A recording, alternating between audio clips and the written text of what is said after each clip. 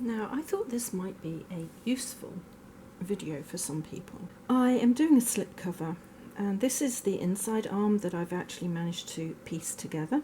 I've got a seam there and a seam down here. With the matching here, it will go down beside the seat cushion, so nobody will see it. I've got a piece missing out of here, and then at the top end here, I'm going to have to piece across the top, and the arm of the chair goes right under, so it shouldn't actually notice that I've had to do that there as well. You need to make sure your patterns match when you do this, from one side of the chair or sofa to the other. Managed to find this piece. This piece fits there nicely. I think that piece will fit there. If I join it down here, that will work. This piece can go here. What I need to do is find the highest point. The highest point underneath is here. So all of the pieces can be cut along here, like this. And then I'll have a straight line to work with. I'm going to iron all of these so it's nice and flat. My friend purchased this fabric a number of years ago, so I've had it maybe 3 years. And she had a plan, and then she had a different plan. The plan was to do a slipcover, and then she chose to do a little vanity, which I did the other couple of weeks ago for her, which meant that the fabric was a little bit shy. But when I measured the fabric, she only had, I think, 6 yards, and we really needed quite a bit more than that to do the original project. So I suggested to her that she buy a drop cloth. We could do a drop cloth and this fabric for the project, which she thought was a good idea. I'm going to fold over about 1/2 inch on the side of this one because it's the straightest. This is the one that's going in the centre. We've got the top and the bottom of the seat cushion made, and I suggested that we did the inside back and the inside arm in this fabric. So that is the reason why I'm having to patch this. It's actually a good idea to know how to do this kind of thing, because you never know when you're working on something if there's a fault in the fabric. You just don't have enough fabric, or your client got the wrong amount of fabric. You don't want to cause them to have to buy something that they can't afford.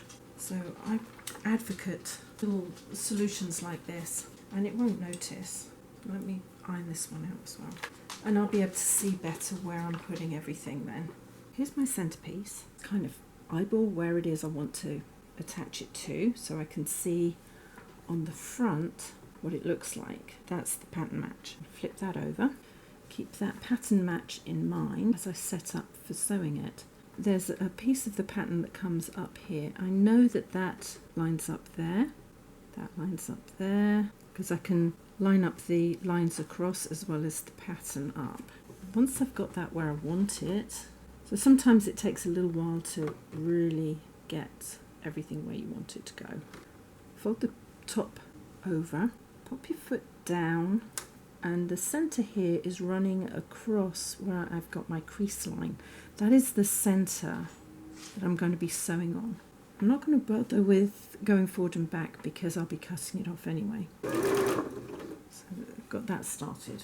Moving back slightly, I've got this and that to line up. So I'm going to line it up further along, keeping this as straight as possible. So having got that, pull it a little bit to make it taut, which means this and the pattern underneath should be even. Now as I get close to my finger where I'm holding it, I'm going to stop and then bring this into line here. So if I fold that over like that and into place, so it matches here, a little bit of tautness underneath, pinch them both together. When you're doing this, don't pull the fabric that way, just kind of keep it even, and then just carry on sewing right to the end. Now I'm going to reverse here because I'm going to need that. Check it.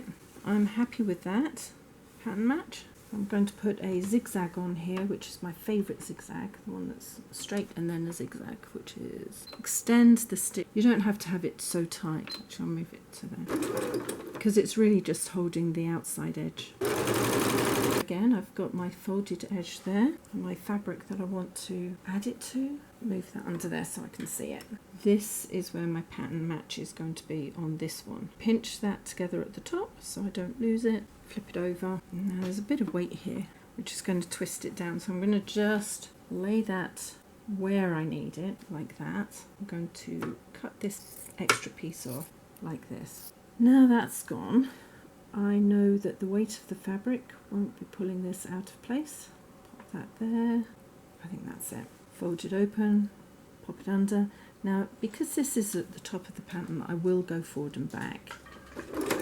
Oh, I won't use that stitch. Can't tell you how many times I've done that before. I'm not going to unpick it. It will go into the hem anyway. So forward, back, and then I'm going to just line all of this up as I go down. And again, I'm going to zigzag down. I'm going to just cut back to the stitching, not over the stitching, just to the outside of the zigzag, all the way down, so I cut that extra fabric out on both of my seams, so they're nice and tidy. My friend was absolutely delighted with the idea. I hadn't actually asked her about it, because I didn't know if it was going to work, mainly because I only had so much fabric left, and I didn't know if I could get both arms out with the majority of the pattern being the same. I didn't want to get her hopes up, but it worked out quite well this time. Because the front of the arm is on this side, I'm actually going to push the seams that way, like that. And steam them as well, because I don't want it to be obvious if somebody's looking at this and it shows, which it shouldn't do. If the seam is facing this way, the join is like in the shadow of the fabric, so it won't show. And I'm also going to iron it this way as well to make sure that that seam is really tight and in place. If you can't match up a pattern like this, just see if you can get the colours to match. It's just being creative. It's hiding things in plain sight. I have been known even at this point to have cut things at the wrong size. Always check your things. This is my highest point here. That pattern goes there to there. So what I want to do, I lay that on top of there like that. You can see how the pattern will match up. I'm going to roll that down. I'm going to make sure that all the pattern matches come to this point all the way along. So I'm going to remove this now, fold that over to that point and press. I'm going to fold this over to this point here like that. Press from under and up, a little bit of under and up, so you can keep the line as smooth as possible. You don't want it to wiggle too much. Sometimes you might have a really nice straight weave line that you can follow, and other times you might not. So just work out what you've got that will work for you to keep that in line. I could have allowed a little bit extra in the seam, but never mind. You can look across to the pattern that's further over. Just make sure that both patterns are matching. The top of this circle here is in there, so I'm going to just hold that there. I'm going to do that all the way across. I'm going to just start here because wherever this pattern matches is where it's got to be. Line that up. I know it's going to start with the selvages like that. There's my line. Again, I don't have to start with a forward and back because I'm going to be cutting from this end. Line it up with the pattern like that, pinch it in place and sew across. It's a bit like stitch in the ditch when you're doing quilts. You've just got to make sure your line of sewing is in that groove. Pinch it, make sure everything else is lined up. Make sure the seam lines up with everything else. It needs to be pulled slightly more. Might not want to go over there. Pop that down so it can't do anything but go over it. And then make my way to the next seam. It's just a little bit time consuming, that's all. And again, I'm just going to put the zigzag across the bottom here. Cut the excess fabric off all the way along. I am going to iron the seam upwards like this. The main reason is if you push the seam down, there's a big bulk there at the joins and you don't want that. The other thing is that when people are looking at it, they won't see that it's joined. It won't be as obvious, that's what I'm trying to say. So I'll iron that way. And then on this side, I'm going to really steam it so it stays in place. I'm not going to top stitch it because I don't want to draw attention to it. You could do, but I'm not going to.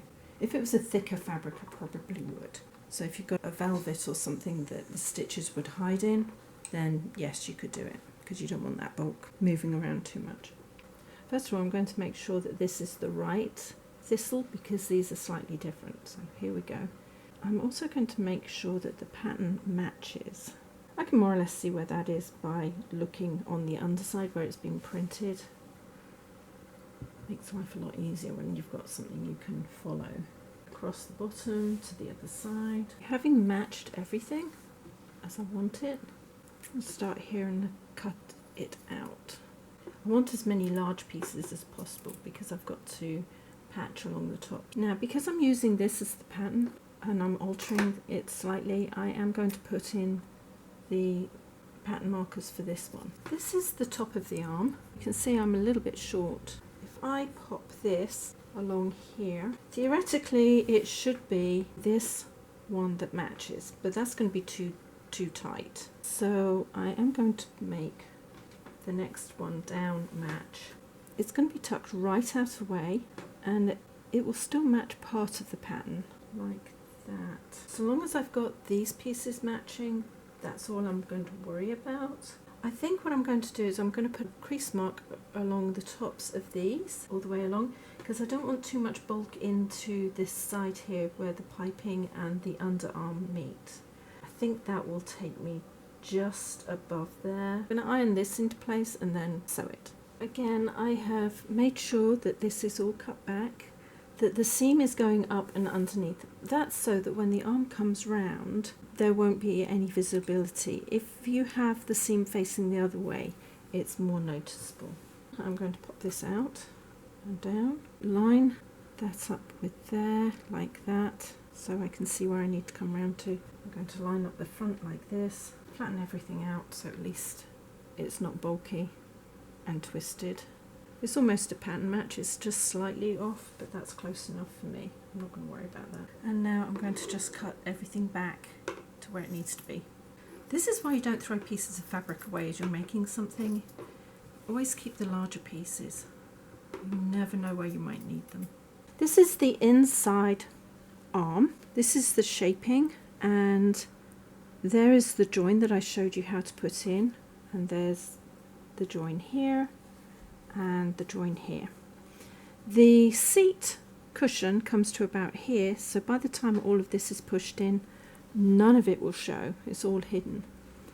And then on the back side here is the patch I made here. Now this goes under the arm like this, so right underneath the arm, which means that this patching that I put in here is not going to show either. There's the join into the back. So if you don't have as much fabric as you thought, or there's a fault in it and you need to patch it, or like with this fabric, it was bought so long ago that if we had got an extra piece, it might not have matched everything else, but I think this is going to look really cute when it's finished and on her sofa. So if you'd like to hear more from me, please subscribe, hit the bell button and a few thumbs up, like that would be perfect. And in the meantime, see you later, take care, ciao.